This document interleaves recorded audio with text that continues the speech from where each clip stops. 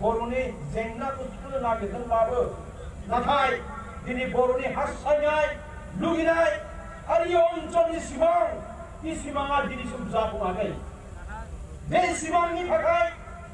12,000 बारा सुबुङा 30,000 बारा सुबुंफोरा जेल जानांबाय आरो दाबो किसुमाना फासिनि अर्डार होनानै दोनजादों थैजासिम जेलाव जोबथेनानै दङ दिनै बिथांमोननि सिमाङा जाफुङाखै बड'लेण्डखौ बिदियावहाय जोङो संकसनिफ्राय सदियासिम आरो संकसनिफ्राय सदियासिम दिनै जोङो 5 उदालगुरि जिल्लानि 5 हिसाबखौ जोंखौ सावनि खालामनानै दोननायखौ जों नुनो मोनदों बेखौ जोङो मोनसे बेरानि गेजेरजों जोङो बड'लेण्डखौ जोङो दाफुंनांगोन आरो लोगोसे सरकारा जोंनि जे केस जोंनि जे थांखि बड'लेण्डखौ माब्लाबा पलिसि गैया माब्लाबा नोंथांमोना एसेम्बलिनि पार्लियामेन्टनि जुगेदि पास खालामनानैब्लाबो बे बाथ्राखौ बुंनाय जाय बे केसआ जों दिनै 20 बोसोरनि बे आन्दोलन खालामनायाव जोङो दिनैसिम मोननो हायाखै बे बाकी दाबिखौसो बे आलादा हादोर संबिधाननि आर्टिकल 23 2 आरो 3 नि अन्तर्गत जों बिबाय थादों पलिसि गैया होननानै जोङो बारम्बार जोङो थगायबाय थादों नाथाय भारत सरकाराव जुदि आलादा हादोर दानायनि होनायनि जुदि पलिसि गैयामोनबा झारखन्डआ मानो जानानै फैखो छत्तीसगढ़खौ मानो होखो दिनै उत्तराखन्डखौ मानो होखो तेलेंगानाखौ मानो होखो लोगोसे दाबावनो जम्मू एन्ड काश्मीरखौ मोनसे स्टेट थाखानायखौनो ल' एन्ड अर्डार लोगोसे हारियाजानि ओनसोला जौगानो हायाखै बिथांमोननि ल' एन्ड अर्डार सिचुएसननि थाखाय जम्मु आरो लादाखखौ मोननै इउनियन टेरिटरि होनानै होनो हायोबा जों प्रश्न सोंदों if Telangana can be created if Jammu and Kashmir can be bifurcated into 2 union territories why not Bodoland I want to ask the government of India why is this discrimination जोंखौ मानो थगायबाय थादों जोंखौ मानो suppress खालामनानै नारसिननानै दोनबाय थादों गुबुन हारिनि सिङाव इ प्रश्नखौसो इ फिनखौ लुबैनानै जों दाबिखौ खालामबाय थादों दिनै जों बड'लेण्डखौ मोनाखै बड'लेण्डआ मोनसे आलादा हादोर भारतनि भौगोलिक जिअ'ग्राफिकेल मेपआव जोंबो मोनसे जायगा नागिरदों जेराव जोंनियाबो बे मानचित्रआव जिअ'ग्राफिनि मेपआव पलिटिकेल मेपआव बड'लेण्ड लिरनायखौ नुनो आरो खामानिखौनो जोंनि टीम बड'लेण्ड आबसु एनजेपि प्रोग्रेसिभ UPPL आरो पिपल जइन्ट एक्सन कमिटिया दिनै भारत सरकारजों दाबि खालामदों जों जेंनाखौ ओरैनो पिस बिल ओरैनो मोनसे फिसा जेराव जों मिस्टि नांगौ होननानै बुंदों बिथाङा गोदै होननानै जुदि सक्लेट जाखोयोबा जों बेखौ नाजावा होननानै बुंनायखौ जों बुंदों दिनै भारत सरकारा बर'फोरनि जेंनाखौ फोजोबनो थाखाय सावरायनायनि गेजेरजों समाधान लाबोनो थाखाय मोननै दिगजों खामानि मावबाय थादों जाहैबाय आर्म्स अर्गानाइजेसन सोलायहमग्रा हानजा दा बर्तमान सिज फायाराव थानाय एनडिएफजों इन्टारल'कियार सासे होनानै समाधान खालामनो थाखाय नाजाबाय थादों नागिरबाय थादों आरो लोगोसे डेम'क्रेटिक हानजा एबसुलुसन जइन्ट एक्सन कमिटिजों UPPLजों फारसेथिं पलिटिकेल लेभेलनि राजनीतिक लेभेलनि मोनसे सावरायनायखौ खालामबाय थादों जाहैबाय आरो जोङो मोनसे रायज्लायहरदों गोजोनथाव बाथ्रा थेवब्लाबो जों 100% बुङाबाबो जों मोनसे आखा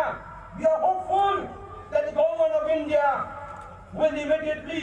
and as possible will solve the Bodoland issue once and all. जों लुबैदों बड'लेण्ड जेंनाया एबार जोबनांगौ एबार थांलाय फैलाय बड'लेण्ड हादोरनानै जोबनांगौ गले गले जोंनि बाथ्राखौ सरकारजों बुंदों आरो सरकारा दिनै जोंनो मोजां मोनसे रादाय हरदों बुंदों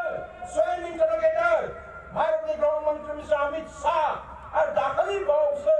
राजनाथ सिंहआ डिफेन्स मन्त्रिबाबो बिथाङा फंसे बाथ्रा बुंदों जों सिनसियारिटि हिसाबै जोङो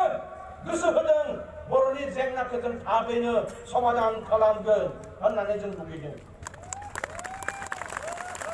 दिनैनि थाखाय बिथांमोना बुंदों बिथांमोना रायज्लायदों होननानै जों न'आवनो उन्दुनानै थागोन जों न'आवनो उन्दुनानै सिमां नुबाय थागोन बड'लेण्डआ लासैनो जोंहा मावनो लागा खामानिया जेबो गैया इ जाया रायजो राजा नोंथांमोन जों जुदि सिरि मोननानै थायाबा जोंनि शत्रुआ बिराद एक्टिभ जानानै दङ जों मा नुदों दिनै शत्रुआ गावसोरनि खामानिखौ मावनो जागायजेनबाय बड'लेण्डखौ बिथांमोना लुगैखाया दिनै बिथांमोना थोंजों नङाबाबो खेंख्रायबाबो बे षड़यन्त्रखौ आरम्भ खालामबाय बेखौ नोंथांमोनाबो नुदों मिथिदों फरायदों बे शत्रुखौ जों नारसिननानै दोननांगोन फेलें खालामनांगोन जों जयनो जि समलगे एकता जाया जि समलगे भारतआ सिगनेचार खालामा नोंथांमोननि जेंनाखौ दिनै होबाय समाधान खालामजोब्बाय इसिसिम एक सेकेन्डबो जों जिरायनो थाया रायजो राजाफोर दिनै नोंथांमोननि मदद आरो हेफाजाबखौ जों लुगैदों आरो दिनै नोंथांमोना इ प्रमाणखौ होबाय Let the government of India know that we won't compromise even an inch of separation of Bodoland. जोङो मोनसे इंचबाबो मोनसे सेन्टिमिटारबाबो एक सेकेन्डबाबो जों जिरायनानै थाया जों सरकारखौ बिथांखौ जों उन्दुनो होआ जेरैबायदि जोंखौ बिथांमोना बड'लेण्डखौ हास्थायहोनानै बिथांमोना जोंनो खोन्थायो बाथ्रायो इ सिमाङा जोंखौ उन्दुनो होआ मानो होनबा बड'लेण्डआ जोंनि मोनसे सिमां जोंनि मुंख्लंबारि सिमां आरो जि समलगे बड'लेण्डखौ जोंनो होआ এই সমলগে जोंनि जेंनाया माब्लाबाबो जोबा आरो जोङो माब्लाबाबो बे आसाम हादराव बर' हिसाबै जोङो थांनानै थानो हाया बे बाथ्राखौ सरकारखौ जोङो जुदि उन्दुनो होआबा बड'लेण्डनि सिमाङा बिथांमोनखौबो जों उन्दुनो नाङा होननानै आं दिनै रायजो राजाफोरखौ खावलायदों बुंदों बे सिमाङा नोंखौ उन्दुनो होआनो सान हर सानबाय थायो बिनि थाखाय खामानि मावबाय थायो बिसो सिमांनो ओरैनो उन्दुनानै आं उमुक जागोन बड'लेण्डआ ओरैनो फैगोन बेजों माब्लाबाबो जोङो होआ जुदि ओरैनो होयोमोनबा दिनै 12,000 सुबुङा जोंनिफ्राय जिउ गोमानानै थाङामोन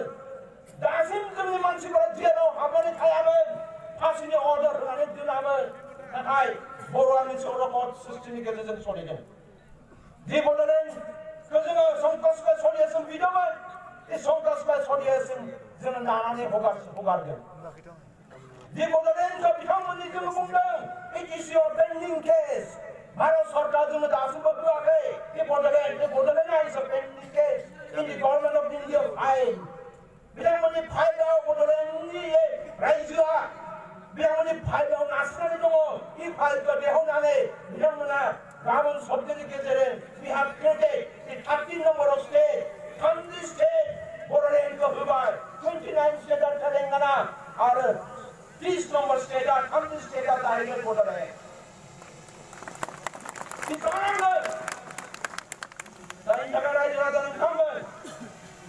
जों सानदों जोंनि जे टीम जोंनि जे बडी जॉइंट मुभमेंट ग्रुपनि बडी जों सोमावसारानि जे संगठन बे संगठना जा सानबाय थादों बे संगठना भारत सरकारसिम दाबि खालामदों जि एकर्ड जागोन बे एकर्डआ जोबथा जानांगोन बेजों बर'नि तन्न गांनाय उखैनाया समाधान जानांगोन बेनि थाखाय जों बुंदों जि एकर्ड जि सुक्ति जे समाधान It should be an accord for our future generation.